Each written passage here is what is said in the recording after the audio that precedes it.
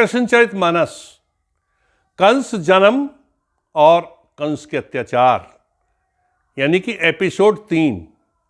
Episode 3 में हम श्रोताओं को कंस के अत्याचारों का वर्णन कराते हैं।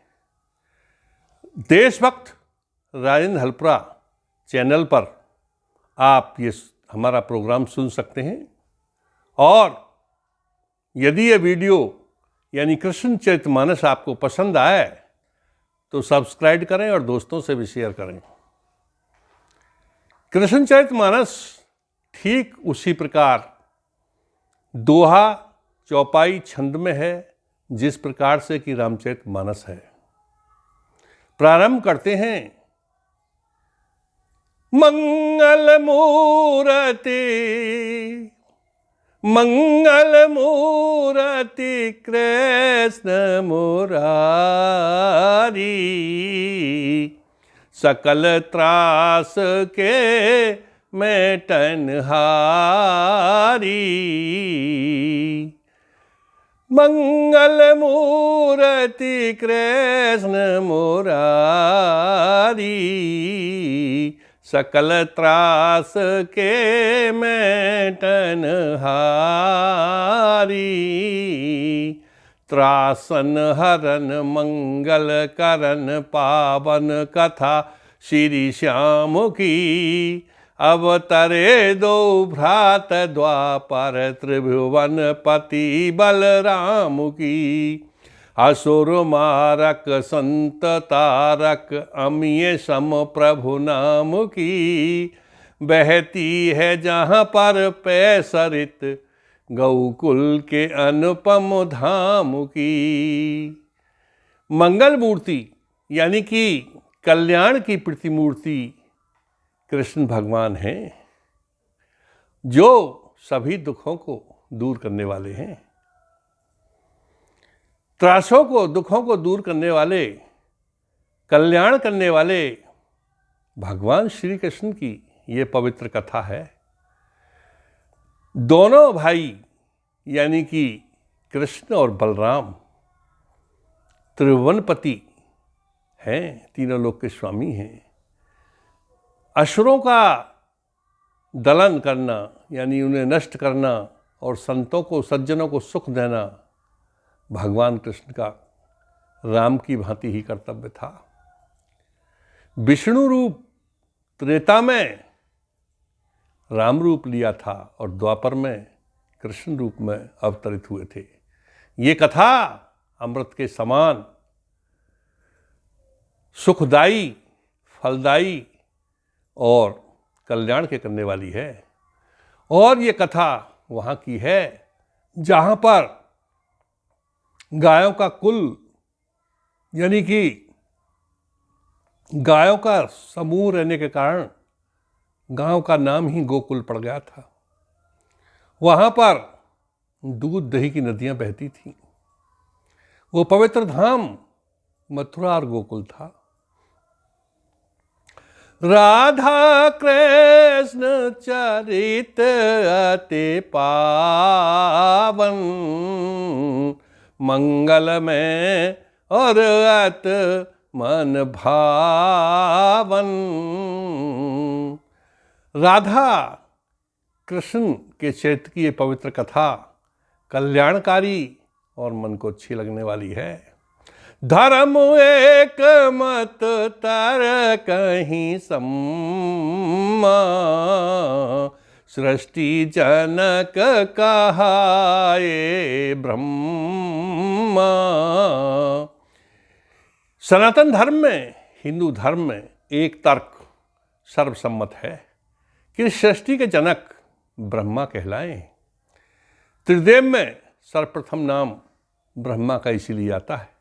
ब्रह्मा विष्णु महेश सृष्टि के रचयिता ब्रह्मा माने गए हैं। सृष्टि का पालन करने वाले विष्णु माने गए हैं और संहार करने वाले भगवान शिव माने गए हैं। ब्रह्म अंश सर्वहि उत्पत्ति, प्रथम तने हुए दक्ष प्रजापति। तीन तनिया हुई अदिति नामा, तह के पति कश्यप सुख धामा। और परमात्मा के अंश से, यानी कि परमात्मा को ब्रह्म कहा गया है, परमात्मा के अंश से ही सबकी उत्पत्ति है, अर्थात परमात्मा से ही आत्मा का उदय हुआ है। और प्रथम पुत्र ब्रह्म के दक्ष प्रजापति माने गए हैं। उनकी पुत्री अदिति नाम की हुई, जिनके पति कश्यप सुख के धाम थे, अर्थात सुख देने वाले राजा रूप में हुए। अदिति कश्यप सूर्य सुरपति, सुरपुर इंद्र सूर्य हुए भूपति। सूर्य तने श्री मनु कहावा, मानव योनि जनक बतावा। अदिति के कश्यप हुए और इंद्र हुए। सूर्य के द्वारा ही सबकी उत्पत्ति मानी गई है, सूर्य पुत्र के रूप में ये प्रसिद्ध हुए। सुरपुर इंद्र, सूर्य हुए भूपति। इंद्र स्वर्गलोक के राजा माने गए हैं और सूर्य पृथ्वी के राजा माने गए हैं। सूर्य तने श्री मनु कहावा, मानव योनि जनक बतावा। और सूर्य के पुत्र मनु कहे गए, जो कि मनुष्य योनि के जनक हैं। मनु से ही मनुष्य शब्द की उत्पत्ति हुई। मनु का अंश अर्थात मनुष्य। मनु की संधि तोड़ने पर मनु धन अंश अर्थात मनुष्य। मनु तनया हुई इला भवानी, तहे सुत अति पुरुरवा है ज्ञानी। पुरुरवा आयुर सुत नहुसा, नहुस ययाति लख मन हरसा। और मनु के पुत्री इला नाम की देवी हुई। मनु की पुत्री हुई थी, उनका इला नाम था। और इला के पुत्र पुरुरवा हुए, जो ज्ञान के भंडार थे। पुरुरवा के पुत्र नहुस थे और नहुस के पुत्र ययाति थे। ययाति को देख करके नहुस अत्यंत प्रसन्न हुए। ययाति ग्रह द्वय उदित सुतो, यदुपुरु वेद्वान श्यामा यदुपुरु वेद्वान। और यदु से उदय यदुवंश कुल, पुरकुर वंश ही जान। ययाति राजा के घर में 2 पुत्र हुए, जो कि पुरु और यदु नाम से प्रसिद्ध हुए। यदु के यदुवंश, यदु से यदुवंश चला, जो भगवान कृष्ण का वंश माना जाता है। और पुरु से पुरुवंश चला, जो पांडव कौरवों का वंश माना जाता है। यदु के हुए भजमान सुत, तिनके पृथु नप जाने। अग्रज पिद पृथु के विदुरथ, तिन बन सुख की खानहि। विदुरथ के हुए शूरसेन, नृप को जाने। वसुदेव गृह में उदित हरि, अवतार प्रभु हम मानहि। और यदु के कुल में, यदुवंश में उनके भी पृथु नाम के विद्वान पुत्र हुए। उनके विदुरथ हुए और विदुरथ के शूरसेन हुए, और शूरसेन के राजा वसुदेव हुए। और वसुदेव के घर में भगवान कृष्ण ने स्वयं अवतार लिया था। इस प्रकार से ये यदुवंश की कथा है। मथुरापुरी सरिस अति पावन, राज्य करें आहुक जन भावन। मथुरापुरी बहुत सरिस और सुंदर और पवित्र मानी गई है, जहाँ पर वृष्णि वंश का आहुक नाम का राजा राज्य करता था। श्रपित यदुवंश ययाति कीना, पुरुवंश गुद्धि दियासीना। क्योंकि ययाति ने यदुवंश को श्रपित कर दिया था कि तुम्हें राजगद्दी नहीं मिलेगी, और कुरुवंश को ही राजगद्दी मिलेगी। आहुक विदना द्वैसुत दीने, आहुक विदना द्वै सुत दीने, देवक उग्रसेन परवीने, निष्ठुर काल की गति अनूपा, कवलित हुए आहुका भूपा। आहुक राजा के दो पुत्र थे, एक पुत्र का नाम देवक था और एक का उग्रसेन था। और काल की गति को नहीं समझा जा सकता। जब राजा आहुक काल की गति को प्राप्त हो गए, काल कवलित हो गए, तो राजगद्दी की समस्या आई। बिनिनृप जनता हुई बहाला, उग्रसेन ने राज्य संभाला। तब जनता जब बिना राजा के बेहाल हुई तो उग्रसेन ने राजा का कारभार संभाला। पवन रेखा पतिव्रता रानी, परम सुंदरी सुख की खानी। राजा उग्रसेन के रानी का नाम पवन रेखा था, जो पतिव्रता रानी थी और सद्गुण अच्छे गुणों की खान थी, सुख की खान थी।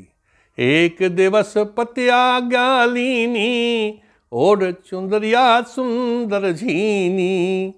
एक दिन पवन रेखा ने अपने पति उग्रसेन से आज्ञा ली और सुंदर चुनरिया झीनी, जिसमें कि शरीर और मुंह चमकता रहे, इस प्रकार की चुनरिया ओढ़ करके वन विहार को गई नृपनानी, द्रुमलिक परम सुंदरी जानी।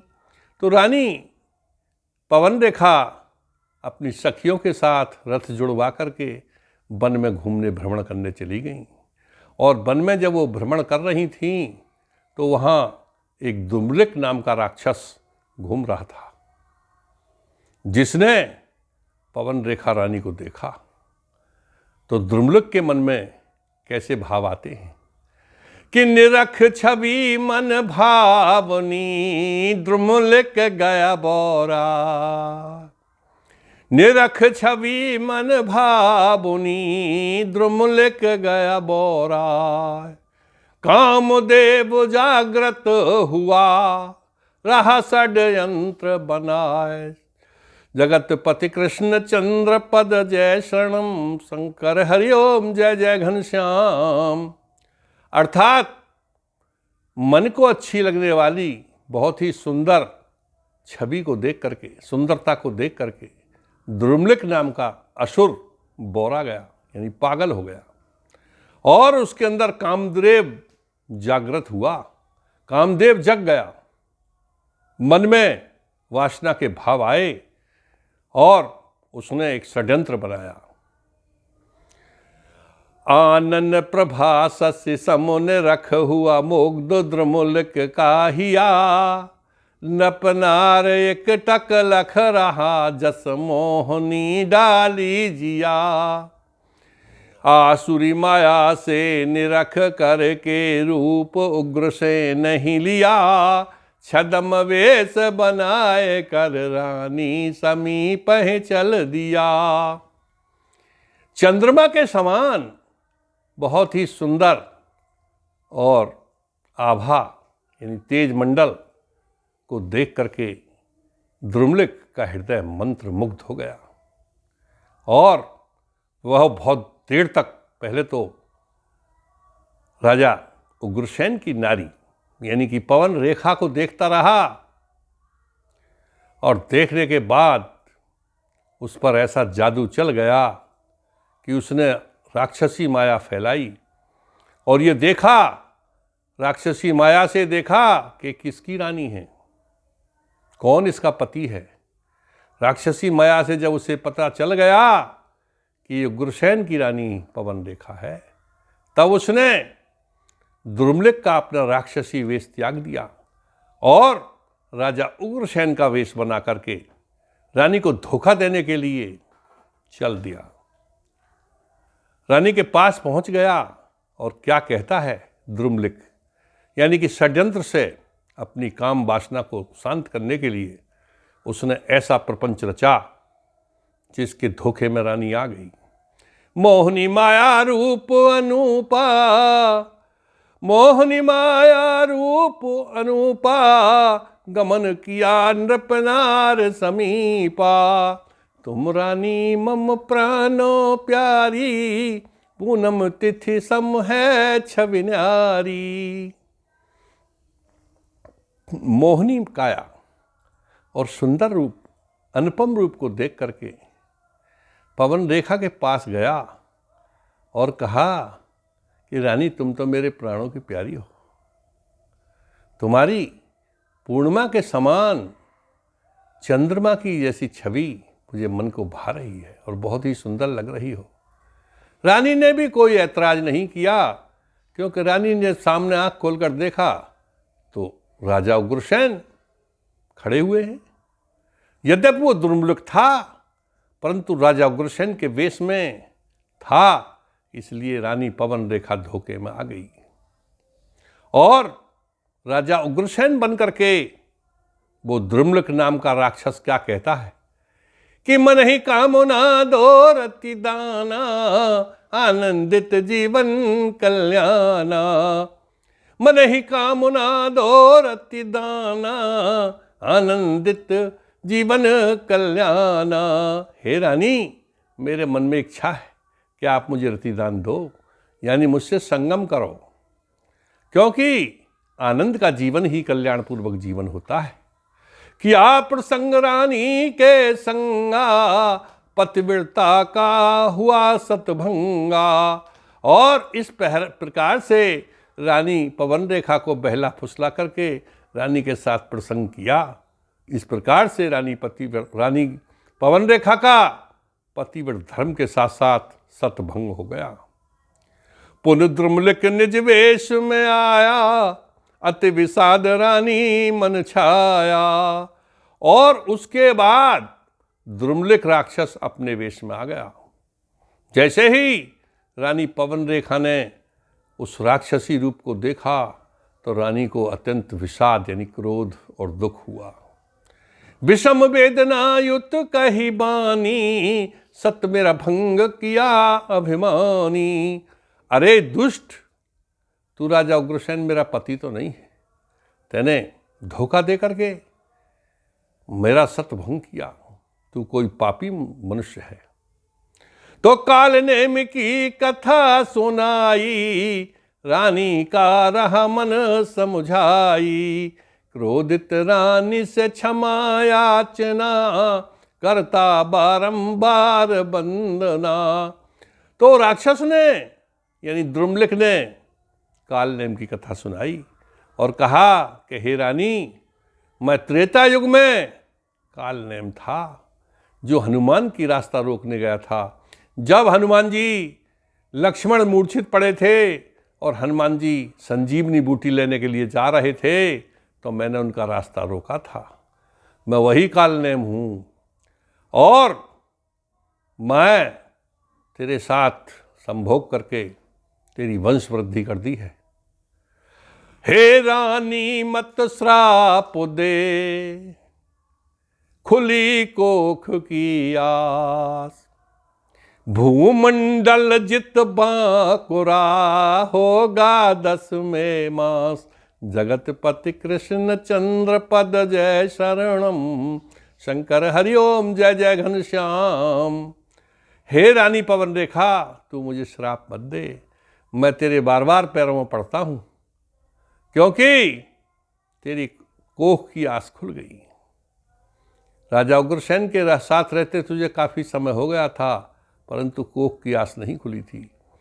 पृथ्वी को जीतने वाला महान, बलशाली, शक्तिशाली और छैल छबीला योद्धा 10वें महीने तेरे पुत्र पैदा होगा। हे रानी, तू मुझे क्षमा कर। हे प्रिय रानी, रख तू सौम्य मत, वे चिल्लित न हो धैर्यवान है। काल नेम था पिछले जन्म में, बजरंग ने किया कल्याण है। मानव न को हन सके, होए सुत अति बलवान है। हरि से ही पाएगा गति, होए बिरंच योग महान है। कहा कि रानी, तू अपनी शांत बुद्धि रख, विचलित मत हो, तू धैर्यवान रानी है। मैं तेरी प्रार्थना करता हूँ मैं तेरे चरणों को पकड़ता हूँ। मैं पिछले जन्म में काली नेम नाम का असुर था जिसका हनुमान ने उद्धार किया था, और तेरे द्वारा ऐसा पुत्र पैदा होगा कि उसे कोई मनुष्य नहीं मार सकता। उसे गंधर्व, किन्नर, नर, नाग कोई नहीं मार सकता।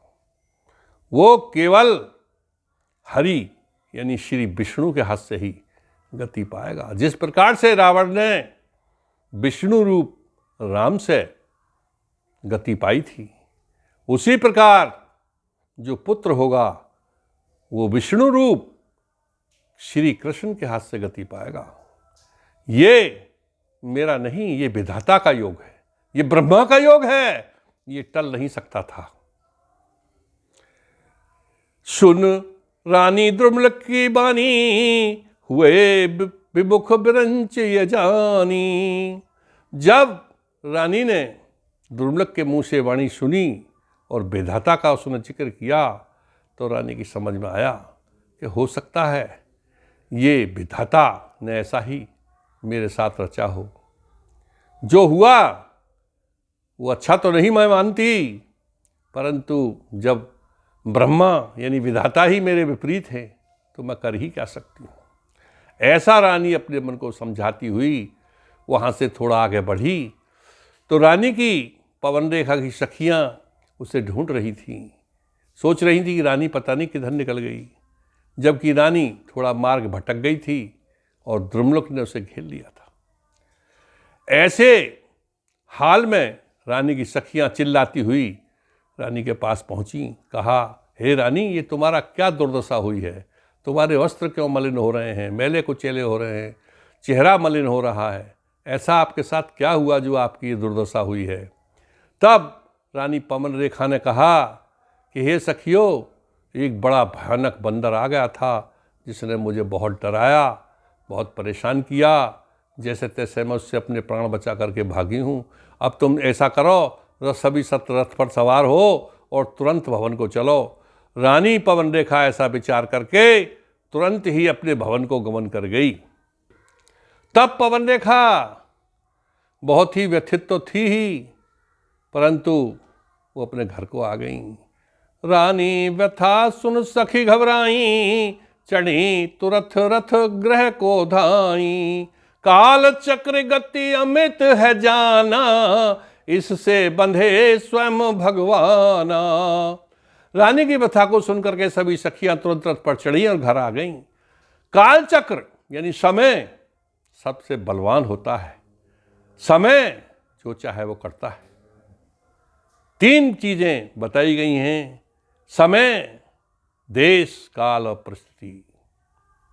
यानी कि समय, देश और परिस्थिति, टाइम, प्लेस एंड सर्कमस्टेंसेस, जो कुछ भी है वो सब देश, काल, परिस्थिति अनुसार ही होता है और काल की गति को कोई रोक नहीं पाया है। मैं समय हूँ, बहुत से उसमें आता है, तो समय बहुत बलवान होता है।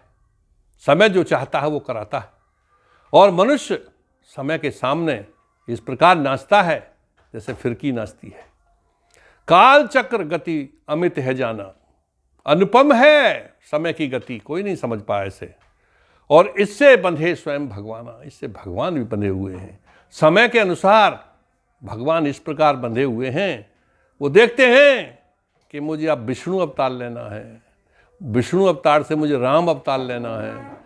राम अवतार के बजाय विष्णु जी सोचते हैं कि मुझे अब कृष्ण का अवतार लेना है। समय पर जैसे जैसे पृथ्वी पर संकट पैदा होते हैं उसी प्रकार से भगवान अवतार लेते हैं।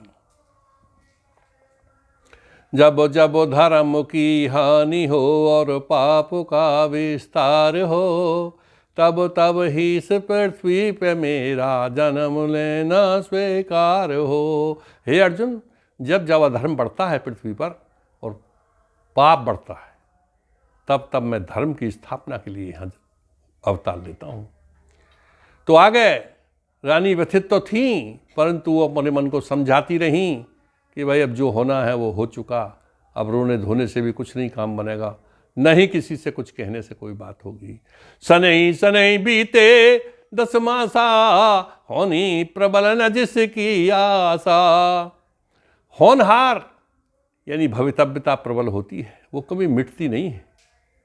उसकी आशा बस जो है वो है, वो कभी मिटने वाली चीज़ नहीं होती। इस प्रकार रानी को सोच, सस्पेंज और विचार में डूबते डूबते 10 महीने बीत गए। उदित सुत अत शक्ति स्वरूपा, कंपित भूसंग दिवस कुरूपा।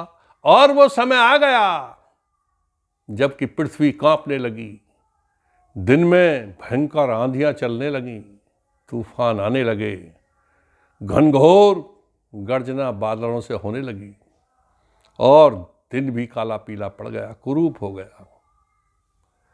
जिस समय उदित सुतहि अति शक्ति स्वरूपा, वो शक्ति का अवतार, एक तरह से राजा कंस जिसे कहा गया बाद में, उस बच्चे ने, शिशु ने जन्म ले लिया। माघ सुदी त्रयोदश गुरुवारा, ज्योतिर्विद ने समय विचारा। माघ महीने की त्रयोदश तिथि थी, शुक्ल पक्ष की त्रयोदश तिथि थी और दिन गुरुवार था। ज्योतिषियों ने समय विचार करके बताया। उग्रसेन का उदित यौवंसा, विप्रह नाम करण किया कंसा। और राजा उग्रसेन का इस प्रकार नाटकीय विधि से एक राक्षस के द्वारा, जो पूर्व जन्म में काली नेम था, द्रुम्लक के द्वारा वंश का उदय हुआ और उस राक्षस पुत्र का नाम कंस रखा गया, क्योंकि रानी वैदिक थी, धर्मपरायण थी, देवी थी, परंतु राक्षस का अंश उसमें आया, इसीलिए राक्षसी गुणों को लेकर ही वो बच्चा पैदा हुआ। ज्योतिषियों ने आगे कहा कि होए पराजित करे जो युद्धा, कर्म करे सब धर्म विरोधा। हिंसक अधम होए बलवंता, मार सके न कोई बिन भगवंता। हे राजा उग्रसेन सुनो, ये जो पवन रेखा का रानी का पुत्र है, ये बहुत ही बलवान है। को जो भी इसके सामने पड़कर युद्ध लड़ेगा वो हारेगा और ये धर्म के विरुद्ध कार्य करेगा, अधर्मी कार्य करेगा, हिंसक होगा, मारकाट करने वाला होगा, पापी होगा, परंतु बहुत बड़ा बलवान भी होगा। मार सके न कोई बिन भगवंता, भगवान के अलावा किसी मनुष्य की शक्ति नहीं जो इसे मार पाए। ये ऐसा बलवान पुत्र है। तो राजा कंस बड़ा होने लगा और धीरे धीरे उसने अत्याचार जैसे ज्योतिर्विदों ने बताए थे वैसे ही करने लगा। पिता उग्रसेन ने एक दिन कहा कि भाई राजा कंस, बेटे कंस, तुम ऐसे अत्याचार मत करो। तो उसने अपने पिता उग्रसेन को ही खींचकर पकड़कर कारागार में डाल दिया। कहा इधर आए, फेंक दिया अलग और पिता से दुर्व्यवहार किया और राजा उग्रसेन को कारागार में डाल दिया। प्रभु भक्तों को नित हने सुर मुनि अत्याचार, स्वयं को ईश्वर बता कर बन गया भू पर भार। और पूरे देश में, मथुरा राज्य में मुनादी करा दी कि आज से विष्णु की पूजा कोई नहीं करेगा। इस देश में, इस संसार में यदि कोई ईश्वर है तो वो है राजा कंस, यानी कि मैं हूं। और राजा कंस ने अपने को ईश्वर घोषित कर दिया। इस प्रकार से वो भू पर भार बन गया। तलवार लेकर मार काट करना और सज्जनों को सताना, पाप कर्म करना और दुर्जनों को सह देना, सज्जनों को कष्टकारी सजाएं देना उसका धर्म बन गया। देश जाति और देश जाति और कुल पर भार वो बन जावहीं। सर्व कर्म धर्म विरोध कर मुनि संत नित्य सतावहीं। त्याग कर मानवता को पशुत भाव वो अपनावहीं। प्रतिमान असुर अंश का था ताहे कर्म शुभ न सुहावहीं। क्योंकि राक्षस का उसमें अंश था, इसलिए उसे अच्छे कर्म अच्छे नहीं लगते थे। बुरे कर्म करके वो देश जाति और कुल पर भार बन गया। सारे काम धर्म के विरुद्ध होने लगे। भगवान की पूजा लोगों से छुड़ा दी और स्वयं अपनी पूजा कराने लगा कि जो कुछ भी हूँ ईश्वर हूँ या भगवान हूँ, मैं ही हूँ और कोई कुछ नहीं है। मुनि और संत सताए जाने लगे और राज्य में मुनादी करा दी कि आज से विष्णु की पूजा कोई नहीं करेगा, मैं ही भगवान हूँ, मेरी ही पूजा हो।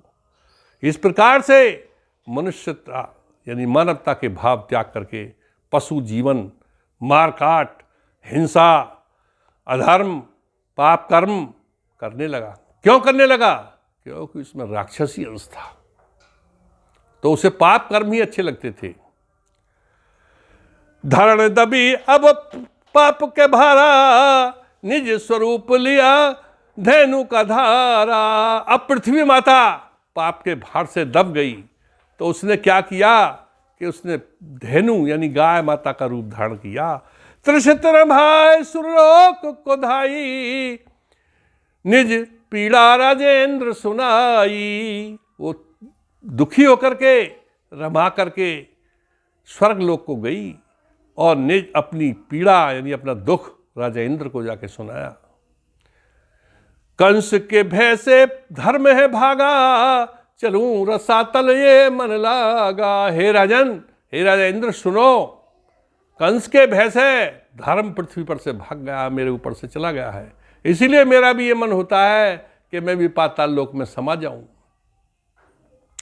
चले राजेंद्र सभी सुर साथा, कहीं विधाता से जाएगा था। राजा इंद्र सभी देवताओं के साथ चल दिए और उन्होंने ब्रह्मा जी से सारी कथा बताई। ब्रह्म गए वृष केतु द्वारा, त्राहे ताहे सब सुर ही पुकारा। और ब्रह्मा जी भगवान शिव के पास गए और त्राहे त्राहे करके सभी देवताओं ने उनकी पुकार की, यानी प्रभु रक्षा करो, बचाओ बचाओ। तो शिव जी बोले भाई क्या बात है? तो पूरी बात उन्होंने बताई कि राजा कंस अत्याचार कर रहा है, उसे आप नष्ट कर दीजिए। तो शिव जी ने कहा कि द्वय कर्म नाही मम हाथा, द्वय कर्म नाही मम हाथा, मोक्ष और भूभार ही ना था। भाई ब्रह्मा जी, दो काम मेरे बस की नहीं है, एक तो मोक्ष, एक भूभार। तो इसके लिए हम श्री हरि के पास चलते हैं, यानी श्री विष्णु के पास चलते हैं। शिव के संग सब सुर ही समेता, धाये वहां जहां कृपा निकेता। सर्व देख कर अस्तुत जोरी, महिमा अमित न हरि प्रभु थोरी। हे प्रभु, हे भगवान विष्णु, तुम्हारी महिमा कम नहीं है। सभी देवता यानी ब्रह्मा और शिव और इंद्र इत्यादि सभी देवता पृथ्वी माता के सहित वहाँ पहुँचे और भगवान विष्णु की स्तुति की और कहा कि प्रभु सुरों सुध लीजिए, दीन बंधु भगवान। प्रभु सुरों सुर लीजिए, दीन बंधु भगवान। असुरों का करके दमन करो साधु कल्याण। जगतपति कृष्ण चंद्र पद जय शरणम, शंकर हरिओम जय जय घनश्याम। हे प्रभु, हम पृथ्वी पर राजा कंस के अत्याचारों से बहुत ही दुखी हैं, हमारी सुध लीजिए प्रभु, हमारा कल्याण करिए। दुष्टों ने, असुरों ने, राजा कंस के लोगों ने हमारा जीना हराम कर रखा है पृथ्वी पर, इसीलिए ये पृथ्वी माता भी त्रसित होकर रोती हुई हमारे साथ आई है। बिलपत गई थी वसुंधरा, बिलपत गई थी वसुंधरा, बोली ये कृपा निधान से, मम अंक खल कामी बढ़े रहती सदा अपमान से। बढ़ आसुरी शक्ति गई नहीं संत जीते शान से, एह भांति दारुण व्यथा को कहने लगी भगवान से।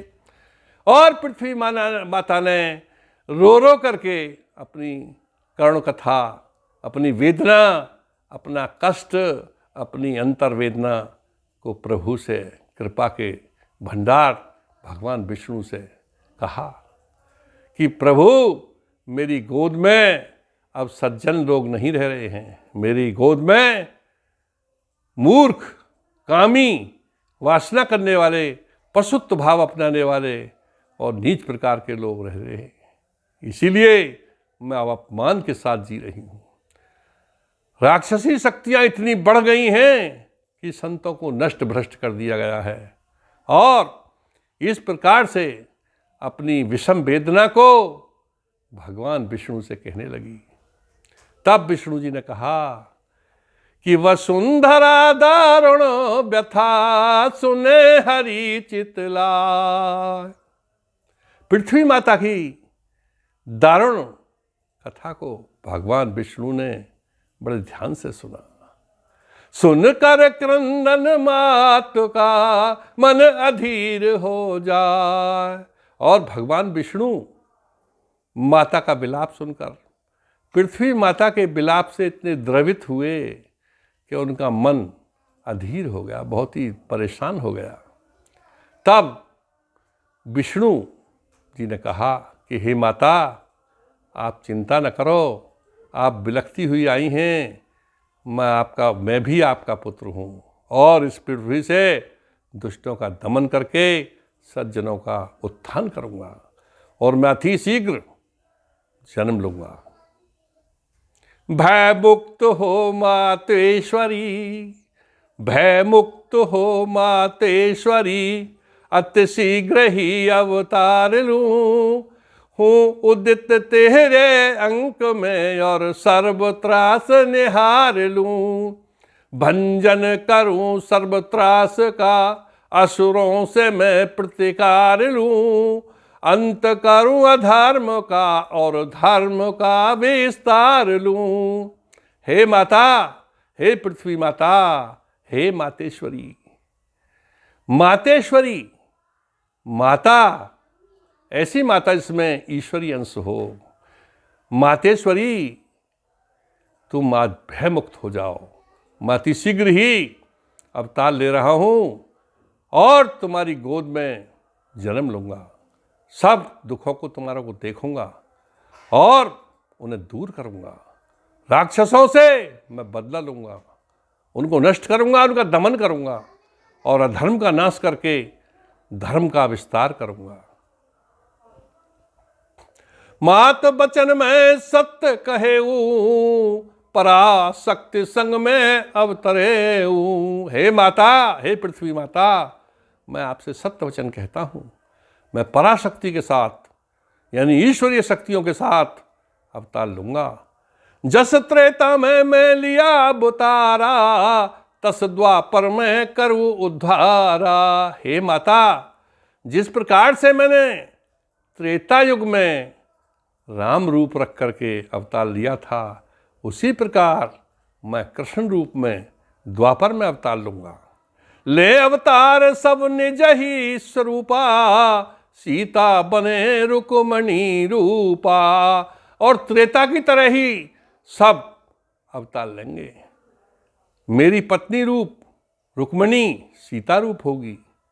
राम रूप में स्वयं ही धारूं, रावण सम ही कंस पछारूं। राम रूप यानी राम के समान रूप में स्वयं लूँगा। तब मेरा नाम द्वापर में कृष्ण होगा। रावण के समान ही मैं कंस का वध करूँगा।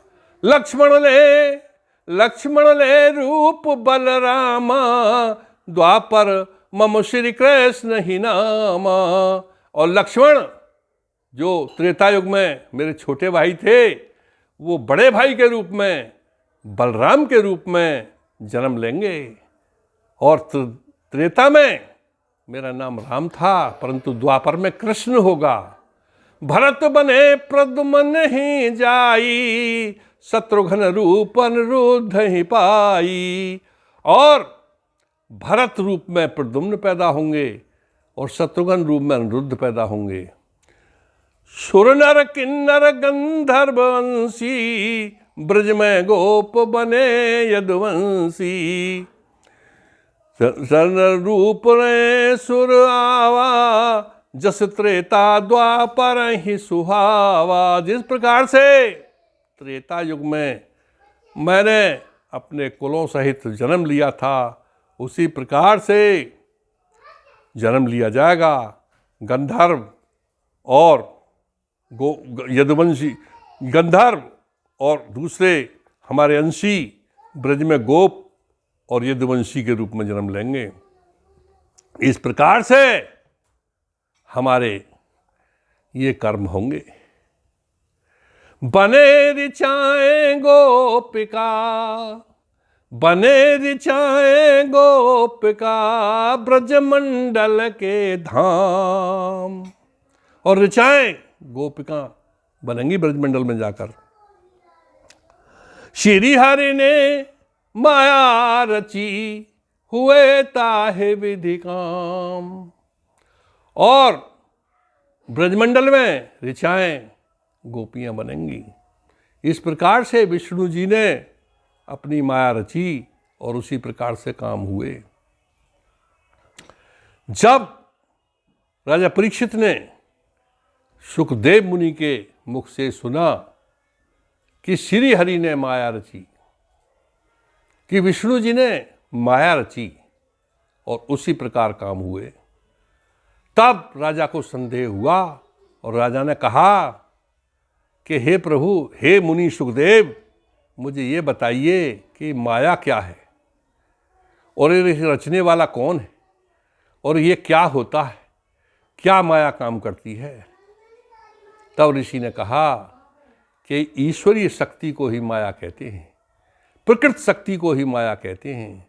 माया एक ऐसी चीज है जिसके अनुसार शक्तिशाली यानी प्रकृति या ईश्वर अपने कार्य करता है। और माया क्या करती है? क्या हो रहा, क्या हो रहा, कैसे हुआ, बनते बिगड़ते काम है। क्या हो रहा, कैसे हुआ, बनते बिगड़ते काम है। क्यों हो रहा अनजान सब, संज्ञान नहीं परिणाम है। यानी मनुष्य कहीं को जा रहा है, कहीं पहुंच रहा है, कुछ कर रहा है लेकिन वो नहीं हो रहा, दूसरा कार्य हो रहा है। कुछ सोच रहा है, वो नहीं हो रहा है, प्रभु इच्छा हो रही है। जैसा कि एक प्रसंग आया है कि मन चाही नहीं होत है, हरि चाही तत्काल, जाना चाहा स्वर्ग को भेद दिया पाता। इस प्रकार से मनुष्य को उसका संज्ञान नहीं होता। यानी प्रभु की जो इच्छाएं और आज्ञाएं होती हैं वही एक माया का रूप होता है। क्या हो रहा, कैसे हुआ, बनते बिगड़ते काम है। क्यों हो रहा अनजान सब, संज्ञान नहीं परमान है। मानव गति है यंत्रवत, मनुष्य ऐसे चल रहा है जैसे किसी खिलौने में चाबी भर दी और चल दिया। ईश्वर एक सूत्रधार है, वो नचा रहा है एक नटी की तरह। यानी मनुष्य कठपुतली की तरह नाच रहा है, जैसे सूत्रधार कठपुतली को नचाता है। इसी प्रकार से ईश्वर समस्त सृष्टि को नचा रहा है। सुबह से शाम तक प्राणी, चींटी से लेकर हाथी तक का प्राणी भोजन की तलाश में घूमता है, पानी की तलाश में घूमता है और प्रभु इच्छा से फिरकी की तरह नाचता है। मानव गति रह यंत्रवत, चलते रहे अविराम है। वो लगातार चलते रहते हैं। नहीं